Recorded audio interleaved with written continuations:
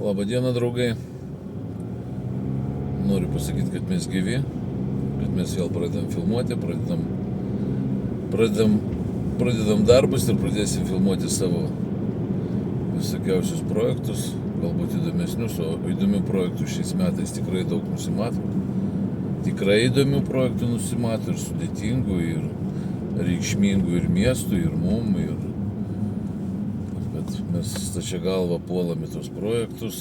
Aišku, susiderinam sutartis, kad nesudegtų, o šiaip tai pas mus viskas gerai. Keičiam biškį įmonės koncepciją, atsisakom sunkaus transportų, ta prasme didelių sunkvežimių, didelės sunkios technikos, pasiliekam mažus sunkvežimiukus, pasiliekam mini techniką ir daugiau orientuojamės ne į krovinių vežimus, o į gerbūvio darbus. Tai va, važiuoju dabar į vieną mūsų vykdomą objektą, jau kaip ir antrus metus mes ten vykdom objektą.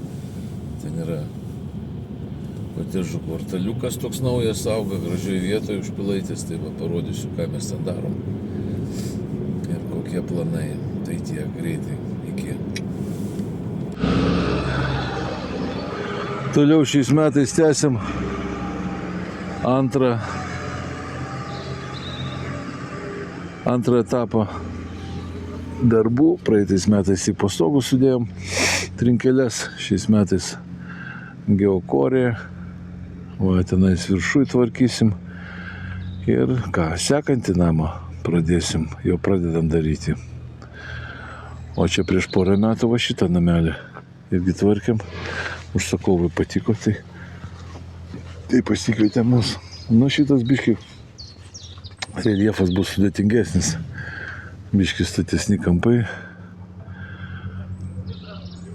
Nu, bet manau susitvarkysim, bus gražu.